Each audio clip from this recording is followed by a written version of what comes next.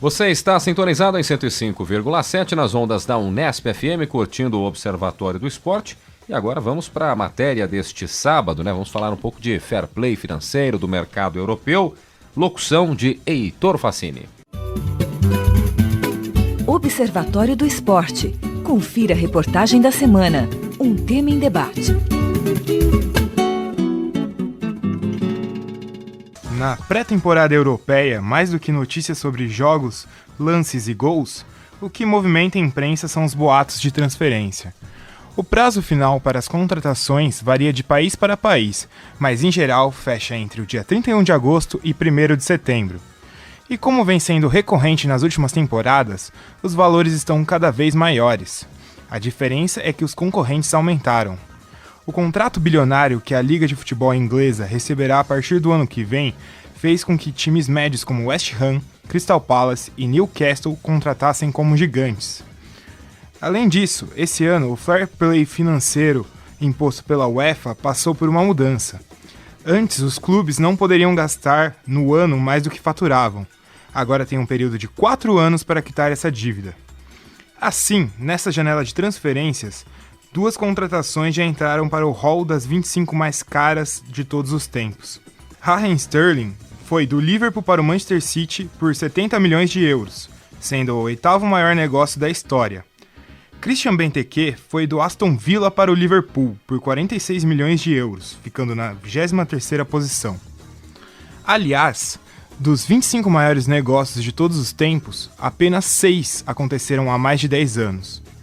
Para efeito de comparação, 6 também é o número de transferências que aconteceram nos últimos 5 anos entre as 10 mais caras da história. Mas por que esse fenômeno está acontecendo nos últimos tempos? Para tentar explicar isso, a equipe do Observatório do Esporte entrevistou Fernando Ferreira, diretor da Pluriconsultoria, empresa que calcula anualmente os valores de mercado dos jogadores. Ele falou sobre como é feita essa estimativa. É uma consultoria originalmente econômica, né? Então a gente usa os mesmos modelos de avaliação como você faz de uma empresa, né? Ao contrário do que as pessoas pensam, tudo é passível de ser avaliado e ser precificado, né?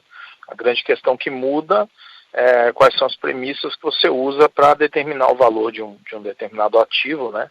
Chame de ativo um imóvel, um terreno, um jogador, uma propriedade, um direito ou qualquer coisa do tipo, né? Mas o que muda de ativo para ativo, quais são as premissas que você vai usar, né? Quer dizer, o caso de um atleta de futebol passa por isso, ele tem aspectos aí que são mais objetivos, como por exemplo a idade, existe uma correlação entre a idade e o valor do jogador, aspectos muito, muito subjetivos em si, qual o potencial de retorno de marketing do jogador, são questões que você trabalha em cima de simulações, de cenários, de construções de determinadas realidades que você faz, né? O futebol passou a ser dirigido como uma empresa. Muito dinheiro começou a entrar e assim o produto acaba virando mais caro, como mostra Marcelo Proni, diretor associado do Instituto de Economia da Unicamp. Eu acredito que a valorização dos salários dos jogadores e dos valores envolvidos nas transferências, isso é um reflexo do aumento do dinheiro que circula nesses mercados dessas grandes empresas, que são os grandes times de futebol. Os grandes times de futebol, esses mais populares, passaram a ser geridos como empresas e o faturamento anual desses clubes vem crescendo já há mais de 20 anos.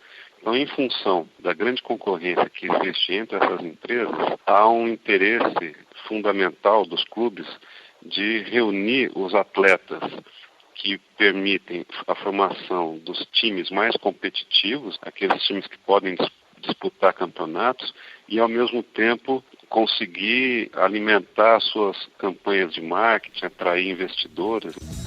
O futebol por si só deixou de ser um esporte para virar um grande espetáculo.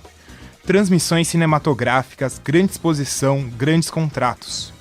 Com isso, o orçamento aumenta e os gastos também, como explica Fernando Ferreira, da Pluriconsultoria. Apesar do futebol ser uma uma paixão mundial, o futebol está se tornando realmente um grande negócio de entretenimento de um tempo para cá, em cima dessas grandes marcas, né, Real Madrid, Barcelona, Manchester e por aí vai. Então o primeiro ponto é que o negócio em si está mudando de patamar, né? Ano a ano ele se torna mais relevante, as cifras elas estão, o orçamento dos clubes cresce, é uma taxa de 2 dígitos fácil, né, ano. O Real Madrid ele se auto-identifica como uma grande operação de entretenimento, né, e não um time de futebol. E à medida que você começa a olhar esse negócio como um business de entretenimento, assim como nas artes, né, quer dizer, a figura do artista ela é preponderante, né? Então o jogador de futebol hoje, ele não é mais, né? O Cristiano Ronaldo vai ser o exemplo mais bem acabado, né? Não é só um jogador de futebol, né? O cara é uma estrela, ele efetivamente é uma estrela, Neymar, Messi, qual seja. O dinheiro é investido num clube de futebol sempre esperando um retorno. Mas, muitas vezes, esse retorno não é financeiro, como explica Marcelo Proni, diretor associado do Instituto de Economia da Unicamp. Pode acontecer, em alguns casos, de você ter investidores ou grupos econômicos que montam uma equipe sem a finalidade direta de que essa equipe dê lucro, mas para usar isso politicamente ou para usar isso para fortalecer a marca das suas empresas, né? Quer dizer, nem sempre é a mesma lógica que está por trás desses grandes investimentos. Um fenômeno que vem acontecendo a partir da última década é a compra de times de média expressão nacional por bilionários. Tudo começou com o Chelsea, de Abramovich, passando por Manchester City e PSG, e em menores proporções Málaga, Anzi e Monaco. São bilionários que têm mais dinheiro do que influência real, usando a sua conta bancária para conseguir popularidade e status social. Por não terem tanta história, eles tinham de partir para o lado financeiro para atrair grandes jogadores. Assim, os clubes compravam o seu prestígio no mercado, como demonstra Fernando Ferreira, diretor da Pluriconsultoria. Então, quando o cara falava assim, esses caras são loucos de contratar o Ibrahimovic com 30 e poucos anos a 35 milhões de euros, não é que os caras são loucos, de louco eles não têm nada. A rigor, o que eles estão fazendo quando eles pagam muito mais caro por um jogador desse, primeiro, eles estão comprando prestígio, eles estão comprando importância, eles querem ser levados a sério. Cada vez que um cara desse faz um movimento desse, ele inflaciona o mercado, porque efetivamente ele está pagando mais que o jogador vale, mas o que ele precisa como ele precisa na estratégia dele de marketing levar aquele jogador, ele está disposto a pagar o que o jogador deseja, porque se ele não pagar, o jogador não vende. Às vezes a gente vê no noticiário aqui brasileiro, muito desses nossos cronistas falando, os caras são os loucos, pagaram isso. Não é louco, é que se você não pagar, o cara não vai, porque o cara está disposto a ir mais barato pro Real Madrid. A imprensa também ajuda no esporte, como em todas as áreas, a construir e destruir mitos. Acaba construindo e desconstruindo a imagem de um atleta e assim valorizando seu passe ou não. Quem explica isso é Marcelo Proni, diretor associado do Instituto de Economia da Unicamp. A imprensa, a grande mídia, ela é capaz de projetar, de fazer rapidamente alguns atletas se valorizarem e serem bastante requisitados, mas também ela é capaz de jogar esse atleta no ostracismo ou de desvalorizar, né, dependendo da maneira como esse atleta lida com a imprensa, né? Os profissionais da imprensa precisam valorizar os atletas para valorizar o produto que eles trabalham, né? Quer dizer, se você trabalha numa televisão e a sua televisão precisa vender o espetáculo, vender publicidade, conseguir ampliar o seu público, então é fundamental que esses profissionais que são profissionais de comunicação ajudem a valorizar os atletas e ajudem a projetar uma imagem positiva desses atletas. Muito bem, vamos aos agradecimentos aos que contribuíram para essa matéria, o diretor da Pluriconsultoria, o Fernando Ferreira, também ao diretor associado do Instituto de Economia da Unicamp, Marcelo Proni. E vamos receber agora para o bate-papo tradicional aqui, tanto o Leonardo Del Sante como também o Heitor Facini, que inclusive fez a locução desta matéria. Começando com o Leonardo, até é interessante a gente frisar, né? Já há algum tempo a gente está deixando esse assunto para que a gente possa debater, Leonardo, como aumenta ano após ano esse fator, né, da economia do futebol. O mercado, realmente, a cada ano que passa, a gente vê aí exemplos de valorização de brasileiros, mas muita gente no mercado europeu também, ano após ano, sendo valorizada. E como é abordado esse tema, como é recorrente, já dissemos no início da matéria, né, mas como isso aquece o mercado europeu, né, Leonardo? Um abraço para você. Um abraço, Guilherme, um abraço para todo mundo que está ouvindo o programa. Realmente, os preços cada vez maiores, principalmente depois da venda do Cristiano Ronaldo para o Real Madrid há 6 anos, se eu não me engano, 6 anos atrás. E, inclusive, o Cristiano Ronaldo é um fenômeno de vendas, porque ele praticamente pagou toda a sua transferência, que foi a maior do mundo na época. Hoje o Bale passou, só com venda de camiseta, né? Contrato de publicidade dele, ele é um dos 3 atletas mais caros em contrato de publicidade, valor de mercado. E é realmente muito dinâmico como cresceu muito. O Zidane, que era uma transferência das mais caras há alguns anos atrás, mais de 10 anos atrás, ele foi por metade desse valor do Olympique. E até colocando o olhar da imprensa esportiva nisso, né? Como também as pessoas se interessam em saber dessas negociações, mesmo que muitas vezes sejam só especulações, né? Especulação rolando para cima, para baixo. A gente tem o exemplo do Alexandre Pato, né? Todo mundo tenta enfiar o Pato em algum clube europeu a cada minuto que passa, e como isso acaba atraindo, né, os olhares, mais até do que os jogos propriamente desse início de temporada na Europa, né? Zeca, Carlo e também Heitor. Que o interessante é que, tipo, o início da temporada europeia, ela é muito devagar. Os clubes estão voltando da pré-temporada, o elenco não está na melhor qualidade de técnica, de tática.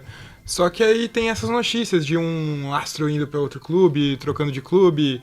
Tanto que, por exemplo, o Manchester United, que é o clube com o maior, se eu não me engano, o maior número de torcedores ao redor do mundo, por temporada eles colocam 5, 6 jogadores diferentes no Manchester United que nunca vão para o Manchester United. Então, falar sobre boatos de transferência no jornalismo esportivo é algo que dá visualização, dá clique no site, no portal, ou seja, dá dinheiro, dá uma margem de lucro boa para falar sobre esse assunto. Esse assunto rende sempre comentando, porque, querendo ou não, o torcedor quer saber quem vai trazer, quem não vai. Se até traz um jogador por um valor muito caro, mesmo que o torcedor não goste daquele jogador, ele vai começar a gostar porque foi pro clube dele por um valor muito alto, vai botar muita expectativa. Então essa notícia do Manchester United tentar comprar o passe do Neymar é uma invenção? Acredito que sim, né? Porque se você pensar que o Manchester United tinha uma contratação engatilhada, que era para contratar o Pedro do Barcelona. Acabou melando e perdendo o Pedro pro Chelsea, que é um dos rivais atuais no campeonato inglês. O que eles vão fazer? Eles vão mostrar que eles estão no mercado tentando arranjar alguém para colocar no lugar dele e alguém muito melhor. Porque eu acho que, pelo menos raciocinando, para mim não passa de um boato isso, porque não faz sentido o Barcelona, que não pode contratar nessa janela. Perdeu um jogador do naipe do Neymar. Mas pelo valor é um baita do negócio, né? Mas são 6 meses sem contratar. Mas são 6 meses sem contratar, perdendo alguém. E além do fato que o Neymar também traz retorno pro Barcelona financeiro. Mas tudo bem. Faz quanto tempo que ele saiu do Santos? Não tem 2 anos. Ele pagou pro Santos oficialmente 17 milhões de euros. Para vender por 240 milhões de libras esterlinas. Tanto que esse negócio, se saísse, né? Porque eu também acho que não vai sair. Daria mais dinheiro pro Santos do que a própria venda do Santos pro Barcelona. Sim. 10% que tem direito a receber? O Santos fica na torcida, então, né? Hoje o Neymar, certeza. ele ganha aproximadamente 700 mil reais por semana. Esse é o valor que o Neymar recebe hoje.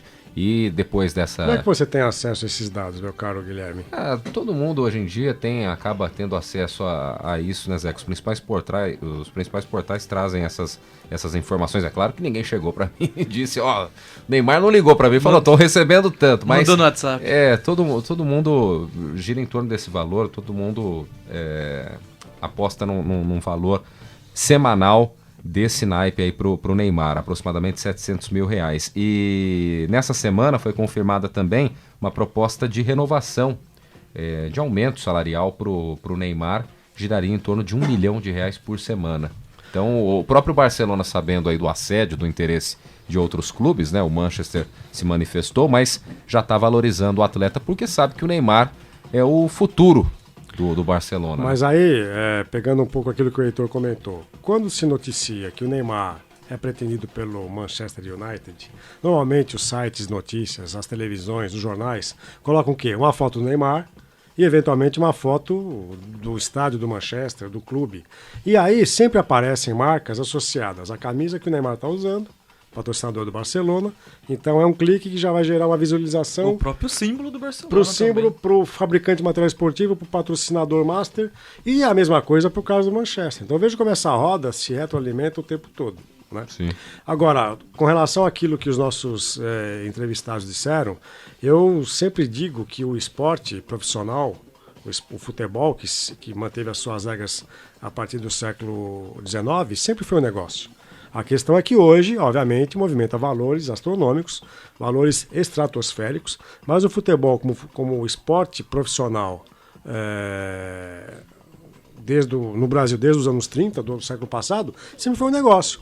Por que na época dos anos 80 o São Paulo era tido como um clube que tinha uma administração modelo? Porque os dirigentes do São Paulo nos anos 80 tratavam o clube como tratavam as suas empresas nas quais eles eram diretores, sócios, proprietários, etc. Então vejo que já nos anos 80 a administração do futebol brasileiro no São Paulo era uma administração profissional que repetia estratégias empresariais de mercado. O São Paulo, depois de alguns anos, hoje, parece que perdeu um pouco esse DNA que estava na sua formação enquanto clube. Perdeu a mão, né? E na década em que ele ganha a supremacia no futebol paulista e depois no futebol brasileiro, sendo bicampeão mundial, tricampeão mundial, etc. Né? Então essa questão dos valores, eu também fico sempre com um pouco um pé atrás, porque eu não sei até que ponto são valores reais e valores que são declarados para o fisco e valores declarados para a Comissão de Valores Mobiliários nos países em que elas acontecem. Por exemplo, posso falar muito de Portugal. Em Portugal, quem negocia os jogadores são sociedades anônimas, são empresas com ações na bolsa. Benfica vai contratar o Júlio César, goleiro, noticia a CVM, a Comissão de Valores Mobiliários, qual que é o valor da contratação, qual que é o valor do salário. Então isso, de fato, lá a gente pode ter acesso. É transparente. Quando o Porto vendeu o Jackson Martínez para o Atlético de Madrid, o Porto noticia a CVM, olha, estamos vendendo para o Atlético de Madrid por tantos milhões de euros, isso é regulamentado. Então os valores, eles podem ser aferidos. Agora, falar que querem pagar 1 bilhão para levar o Neymar, eu não sei até que ponto isso é uma bolha que vai gerar essa retroalimentação no mercado, até que ponto é especulação, até que ponto é para trazer holofotes para o próprio clube, para o próprio Neymar. Às vezes a gente sabe que isso é plantado pelos assessores dos jogadores, não nem dos clubes. Né? Eu ia justamente falar isso, Zeca. Talvez essa especulação em relação à venda dele tenha partido até do próprio staff do Neymar, para ele ter uma renovação de contrato. Tanto que já estão falando em renovação de contrato. E um aumento do contrato em relação ao Barcelona. Mas também me chamou muita atenção na reportagem a falta de critério para quantificar o valor do passe do jogador. Né? Talvez me pareça aí uma quantificação próxima à quantificação do valor de uma marca. Que não existe um critério estabelecido para isso. Então o jogador seria um ativo imaterial do clube. Então é puramente especulativo. Eu até eu perguntei aqui pro Heitor qual era o nome do jogador que foi vendido, uma das maiores contratações recentes. Eu nunca ouvi falar nesses dois jogadores, nem no Sterling nem no Benteke. Né? Benteke, eu nunca ouvi falar, não é? E quer dizer, são jogadores, não sei se jogam em seleções, se não jogam. Qual a posição em campo? Eu não sei de nada. E os caras valendo milhões. Só pra informação, o Benteke é titular da seleção da Bélgica, centroavante, tem 25, 26 anos, se eu não me engano. Disputou a Copa do Mundo ano passado? Disputou, até porque o Lukaku machucou, né? Prazer, Carlos Napolitano, porque eu não conheço os caras. E o Sterling, ele foi contratado por esse preço pelo Manchester City, porque ele entra na regra dos jogadores ingleses. Sterling? Fala pra gente, vamos lá, quem é esse cara? Ele tem 20, 21 anos, foi contratado pelo Liverpool, porque ele pediu pra sair do Liverpool porque ele queria ganhar títulos. Mas ele foi contratado muito porque a política inglesa, na sua liga, pede que você tenha um número de jogadores ingleses. Então, pro City, que é um time que contrata gente de todo mundo, ter jogadores ingleses é muito necessário. Por isso que ele saiu por esse valor mais inflacionado que o comum, já porque Agora, é que não vale tudo isso. Para vocês verem como o futebol Apostas. é administrado como um negócio, basta ver o que foi a gestão do João Avelange quando chegar à FIFA nos anos 70. O João Avelange é o responsável por capitalizar e fazer contratos milionários da FIFA, inclusive os de transmissão televisiva da Copa do Mundo, contratos esses que fizeram que a FIFA chegasse hoje a ser essa multinacional bilionária, inclusive sendo alvo de denúncias de corrupção. O Real Madrid, nos anos 50 e 60, quis fazer do clube uma espécie de grande empresa para transmitir o domínio espanhol, aquilo que foi o Império Espanhol algum dia, muito financiado, obviamente, pela ditadura franquista. Mas o que era o Real Madrid? O Real Madrid conseguiu contratar o Puskás, que era húngaro, o maior jogador da história da Hungria, que foi vice-campeão em 54, e conseguiu levar o Di Stéfano, argentino, que depois virou espanhol, jogou Copa pela Espanha. Então o Real Madrid nos anos 60 já fazia aquilo que mais à frente ele foi fazendo no final do século XX, de criar uma equipe de intergalácticos. Tentou o Pelé não quis sair, mas tentou. O que o Real Madrid faz no final dos anos 90, quando tem o Figo, o Beckham, Zidane, início do século XXI, Ronaldo. na verdade, né? Zidane, Roberto Carlos, Ronaldo Fenômeno, é justamente esse processo de uma empresa multinacional que quer... O que menos interessa, na verdade, é ganhar títulos. O que interessa é ter visibilidade. Não, e é impressionante. Eu fui para Madrid recentemente e fui fazer a visita com meus meninos, inclusive o Pedro, que está aqui com a gente hoje. E a quantidade de pessoas que visitam aquele estádio é uma coisa impressionante, Zé, que não tem nem hora de visitação, é fluxo contínuo. Ou seja, você chegou, pagou, você entra, mas faz o tour. É preciso você citar aqui também que antes de visitar o Bernabéu, você visitou o Estádio da Luz e achou muito mais bonito que o Bernabéu. Foi depois. Foi depois? Foi depois. Então, de fato, achei mais bonito mesmo, mais moderno. Impressionou. Outro assunto que enquadra nessa discussão, que muita gente fala e muita gente se pergunta sempre, o camarada sai daqui valendo, sei lá, 5 milhões de euros, passa 6 meses no futebol europeu, às vezes nem brilha tanto assim, mas já está valendo 2, 3 vezes mais. Dobra, triplica o valor, né? E muita gente se pergunta, ou afirma, os clubes brasileiros eles vendem mal. É por aí mesmo ou tem que ter esse prazo aí para amadurecer o atleta em continente europeu? Eu acho que não é necessariamente vender mal. É que muito da valorização, do valor de mercado do jogador, está muito atrelado com o clube que ele está jogando. Por exemplo, se um jogador sai do Corinthians e vai jogar no Real Madrid. Você pensar que para tirar um jogador do Corinthians é muito mais fácil do que você tirar um jogador do Real Madrid. Ou seja, se você pensar assim, o próprio valor dele já sobe, porque o Real Madrid vai dificultar bastante na negociação. Até mesmo entre clubes europeus para clubes europeus. Se você pensar o James Rodrigues, que foi pro Real Madrid, o valor dele subiu pra caramba porque ele foi pro Real Madrid. Tanto que ele não era um jogador, eu não considero ele um jogador tão midiático a ponto de metade da transferência dele ter sido paga com venda de camisa nos primeiros 2 meses. Ele vai pro Real Madrid, aí o nome dele vira muito mais importante. E se você pensar que qualquer campeonato europeu ao redor do mundo é mais transmitido que o Campeonato Brasileiro, a maioria dos campeonatos europeus, isso já mostra que a valorização dele vem também por causa da imagem dele ser transmitida por vários lugares. Ele tá jogando numa liga mais forte, tá jogando num lugar assim. Esse é o fenômeno do Neymar. É muito... Quer dizer, o valor dele decuplicou.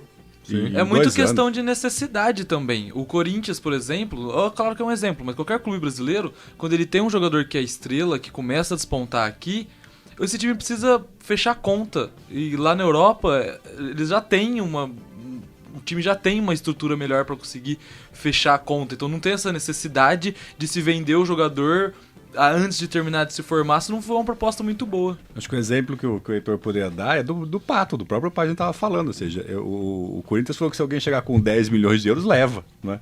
Então o Neymar seria 19 vezes o Pato em termos de valores. E, de fato, se ele tivesse em Milão ou em outro time europeu, ele não seria vendido por 10 milhões, seria um outro valor. Né? Então, acho que tem esse valor, mas também é especulativo, né? Não é um valor real. Então, não há um padrão. Eu acho, Heitor, e um pouco respondendo a sua pergunta, Guilherme, atleta brasileiro, quando vai para a Europa, ele parece que tem que passar por um interstício, um estágio probatório, para provar que ele tem condições de se adaptar ao continente europeu. E aí, obviamente, quando ele vai para um clube de menor expressão e se transfere para um clube de maior expressão, é natural que os valores aumentem. E depois de uma terceira transferência, se ele se der bem na Europa, é natural que isso vá tendo uma inflação natural do mercado de jogadores. É que muitos torcedores, Zeca, não aceitam muito bem, por exemplo, o Corinthians tem um destaque hoje no meio-campo. Aí esse meio-campista vai para um time intermediário da Inglaterra, ou vai, sei lá, para um time intermediário da Itália, para uma Fiorentina, para uma Lazio. O torcedor não entende assim. Esse cara tem que ir para o Real Madrid, para um Barcelona, senão nem vende. Só que não é assim que funciona, né? Não é... Não, aí depende. Normalmente os salários que ele vai receber na Europa são 3 vezes, 4 vezes maiores do que ele ganharia no Brasil. Então ele deve pensar, poxa, eu tenho mais 8 anos de carreira no topo, vou fazer um contrato de 4 anos. Então, nesses 4 anos, praticamente eu garanto a minha independência financeira, mesmo que ele coloque em risco a possibilidade, por exemplo, de ele ser convocado para a seleção, que é a opção que muitos fazem. Há jogadores que saem do Brasil e vão para a Ucrânia, para o Shakhtar Donetsk. Estão indo para a China, né? Vão para a China, vão para os países árabes. Porque a gente está falando do mercado europeu, mas eles esse mercado é maior. claro. Né? Eles estão indo ganhar belos salários, mas eles não estão percebendo, estão fechando as portas para futuras convocações da seleção. Eles vão ficar em mercados pouco lembrados, pouco vistos no mundo. Agora, alguns conseguem, via empresário, continuarem sendo convocados constantemente. Né? Diego Tardelli, Ricardo Goulart, Everton Ribeiro. E, Guilherme, mais uma coisa para adicionar ao que o Leonardo falou, que o São Paulo é um bom exemplo disso. Quando São Paulo estava com as finanças em dia, estava com o clube mais organizado, São Paulo era um excelente vendedor. Vendia qualquer bagre por preço de craque. Só que agora que o São Paulo está passando talvez a mais grave crise financeira dos últimos craque tempos. por preço de bagre, é isso? Contando moedinhas. Porque, por exemplo, o que valia o São Paulo vender um Rafael Tolói por 4 milhões de euros? Pra Atalanta. Que nem é um clube tão grande. Aliás, o São Paulo tá num momento terrível, né? Tá parecendo o Black Friday. Eu acho que ele fez vendendo todo mundo. Fez um negocião. Vender 8 Não, mas jogadores. o problema é que do o elenco. São Paulo ele vende o Rafael Tolói por 4 milhões de euros, só tem direito a 1 milhão de euros e não consegue repor, colocar ninguém no lugar. Tem que essa buscar altura, jogador né? na Em Série termos B. de valor, mas talvez o Bosquilha tenha sido um negócio aí surpreendente, né? Eu acho que o revelação. Bosquilha talvez seja o único negócio bom que o São Paulo fez. Talvez o Jonathan Cafu, que mal jogou e também deu um trocadinho pro São Paulo. Mas ele é muito relevante. A questão do Bosquilha é que ele nem se firmou como titular do São Paulo. De repente, daqui a um ano, a gente possa falar, olha, não foi um negócio tão bom assim. Mas, ó, uma questão que seria interessante de levantar, já que o tema do dia foi o fair play financeiro, muito pouco se fala sobre o dinheiro sujo que movimenta esses clubes que são comprados por magnatas do leste europeu, da Rússia, do Oriente Médio. Por exemplo, o PSG. O PSG está nas mãos de um grupo ali do Oriente Médio e esse dinheiro a gente não sabe qual que é a origem, se é um dinheiro limpo, dinheiro sujo. O petrodólar. E esse é o grande problema. O Henry Jenkins, aquele famoso jornalista britânico que fez 2 livros denunciando as falcatruas da FIFA, eu gostaria que ele se debruçasse sobre o próprio futebol britânico e mostrasse as falcatruas do campeonato inglês, que tem metade dos times nas mãos de magnatas do petróleo, de energia, de gás, e que é um dinheiro completamente sujo. O Chelsea é um grande exemplo. O Chelsea é um exemplo de clube que 10 anos atrás não era nada, era uma portuguesa da Inglaterra, virou depois um grande clube, campeão nacional, campeão da Europa, mas é um dinheiro à base de falcatruas bilionárias que são executadas no mercado internacional. Será que não tem nenhum bilionário russo querendo investir num time aqui Nossa, no Brasil? não Isso pode oferecer a portuguesa. Oferece a portuguesa. É um clubes do Brasil, eles são patrimônios públicos, então eles não podem ser Mas vendidos. tentaram recentemente, não sei se avançou ou não a negociação, me parece que aqui não, mas algo nesse modelo, nesse tipo, com o Brasília, né? Que está disputando a Copa Sul-Americana o Brasília, agora. inclusive... Jogou no meio da semana e acabou vencendo a equipe do Goiás pela Copa Sul-Americana. Mas realmente, existia uma possibilidade mesmo de acontecer isso com o Brasília, mas me parece que o negócio não... Voltando aqui, eu estou dizendo... É porque o Brasília, ele não é um clube fundado recentemente, então ele não é um É patrimônio muito mais público. fácil, sim. Ele não é um patrimônio Já é um clube público. empresa. Ele Mas já era um clube. voltando, tipo o Red Bull. Voltando ao de Henry Campinas. Jenkins, eu gostaria que ele se debruçasse sobre o Arsenal, que consegue ser comprado por uma companhia aérea, né? E que em 2 anos constrói um estádio que leva o nome da própria companhia, o Emirates. Então, esse dinheiro vem de onde? É um dinheiro limpo? Não sei. E a Inglaterra parece que é um país que gosta de dinheiro sujo para manter a grande liga internacional, a mais cara, a mais transmitida, Contrato a mais de mediatizada. TV enorme. Os melhores... Agora, é lógico, e esse dinheiro é sujo, é limpo? Eu tenho dúvidas, né? Realmente é muita grana envolvida, né? E vamos esperar aí o fechamento do mercado europeu. Que fecha na próxima segunda-feira. Isso, dia 31 agora. Pelo menos os principais centros, né? A janela fecha agora no dia 31 e tem muito torcedor aqui no Brasil torcendo, né? Realmente para algumas peças saírem. Caso o torcedor corintiano torcendo para a venda do Pato, né? Outros tantos pensando ainda tendo esperanças, né? De que o time possa segurar o seu principal jogador, né? Para essa reta final do Isso aí, Brasileirão. mas alguém do São Paulo vai ter que colocar o Osório pra jogar lá, compor a zaga, porque não vai ter Se o Osório gente. Isso se o próprio Osório não sair, isso que eu ia falar, que pode ir pro México tentar disputar a Copa. Mas o Ganso tá na Belinda para ser negociado, né? O Ganso do São Paulo. Também, e tantos outros. Fora, a gente citou o exemplo de São Paulo com vendas, né? Fora os desfalques que São Paulo tem. Rogério Ceni já há algum tempo não jogava, Allan Kardec, Luiz Fabiano vive fora. Mas enfim, fechando aí esse bate-papo, lembrando então que a janela internacional, os clubes da Europa, eles podem levar jogadores brasileiros até esta segunda-feira, dia 31, o que não vale para os clubes brasileiros. A janela, né, de lá para cá já fechou, agora só na próxima temporada. Você, ouvinte do programa que acessa as redes sociais, curta a nossa página no Facebook. O endereço é o www.facebook.com/Observatório do Esporte. Acesse também o blog do nosso programa. O endereço é o www.observatoriodoesporteunesp.blogspot.com. E o Observatório do Esporte deste sábado vai ficando por aqui. Teve locução de Guilherme Dias e Heitor Facini, com comentários de Zeca Marques e Carlo Napolitano, equipe de reportagem com Heitor Facini, Tiago Pavini, Isaac Toledo, Jéssica Dourado e Leonardo Del Sante. Direção de Fábio Fleury. Trabalhos técnicos hoje de Silvestre Oliveira. O Observatório do Esporte é um projeto de extensão universitária financiado pela ProEx, a Pró-Reitoria de Extensão da Unesp. Para você, obrigado pelo carinho da audiência e até a próxima semana. Observatório do Esporte, informação além das 4 linhas.